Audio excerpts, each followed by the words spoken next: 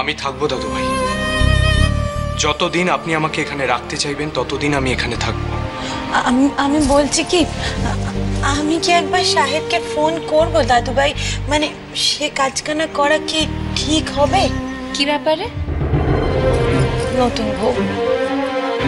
নতুন বউ সাহেব আগে আমাকে খুবই মান্যি করতো, আমার কথা সে বড় শুনতো। বিয়ের পর আমি যখন সব গুছিয়ে গাছিয়ে বাড়ি চলে এলুম, সে তখন খুব কড়া করে দাদুভাইকে একখানা চিঠি লিখেছিল। বিলেত থেকেই লিখেছিল অবশ্যই। সে চিঠিখানা আমি নুকিয়ে নুকিয়ে পড়েছি। তাতে আমার জীবনখানা চিরকালের জন্য নষ্ট করে দেওয়ার জন্য বাড়ির সকলকেই সে দায়ী করেছিল। চলে আসার পরে আমি যখন ঘুমড়ে থাকতাম, তখনও সে খুব চেষ্টা করতো আমার সাথে কথা বলার, আমাকে আনন্দের মধ্যে রাখবার।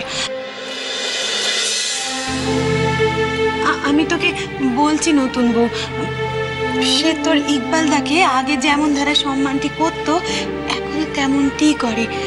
তোর ইকবাল দার সঙ্গে আমার থাকাতে মনে মনে সে অখুশি হয়নি কো।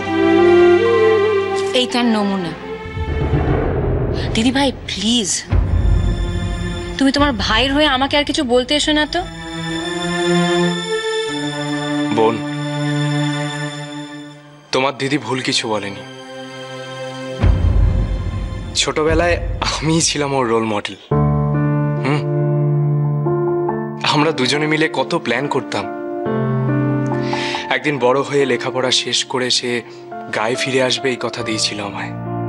গায়ে ফিরে এসে গায়ের উন্নতি করবে, এটাই ছিল তার স্বপ্ন। সে কিন্তু তার স্বপ্ন ভোলেনি বোন। যদি ভুলে যেত তাহলে গ্রামের স্কুলটাকে নিয়ে এত স্বপ্ন দেখতো না, নতুন করে সাজাতো না।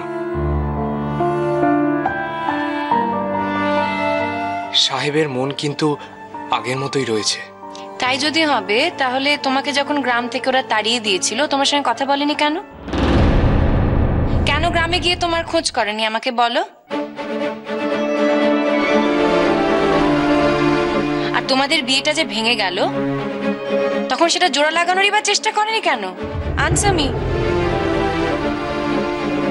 ও বাড়িতে থেকে সাহেবের পক্ষে ও কাজ করা সম্ভব ছিল না রে বোন।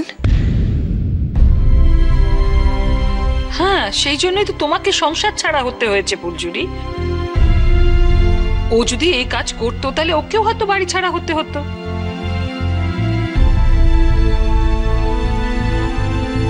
ও সবার মনে দুঃখ দিতে চায়নি, সবার সেন্টিমেন্টকে হয়তো শ্রদ্ধা জানাতে চেয়েছে, তাই নিজের দিদির জীবনের দুঃখটা বড় হলো না? দিদিভাই কত কষ্টে ছিল বলো তো। সাথে থান পড়ে থাকতো, ঘরের কোণে পড়েছিল, একবেলা সেদ্ধ ভাত খেয়ে থাকতো। ওটাকে বেঁচে থাকা বলে না পিসিমণি?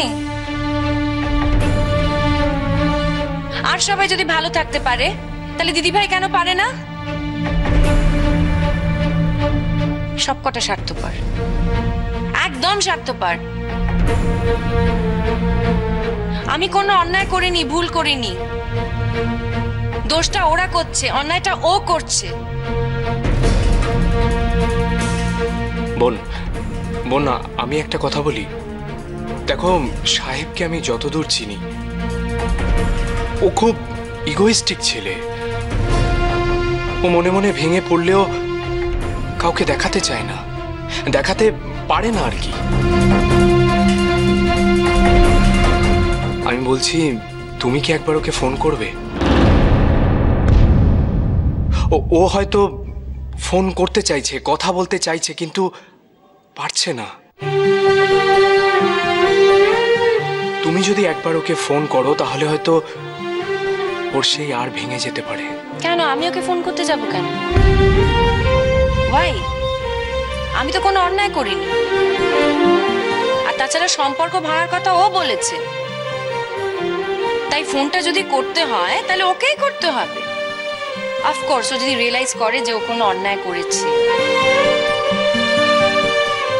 আমি ভেবেছিলাম সাহেব অন্তত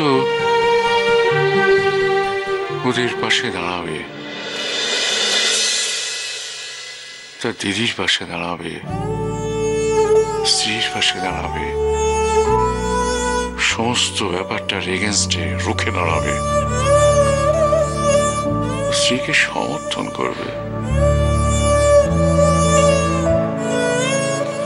এখন বুঝতে পারছি আমি যা ভেবেছিলাম ভুল ভেবেছিলাম। ছাড়ো না বাবা, তখন রাগের মাথায় কে কি বলেছে সেটা মনে ধরে রেখো না। আমি তোমায় বলছি, বিশ্বাস করো ও নিশ্চয়ই আসবে। ও ফুলঝুরির কাছে এলো বলে।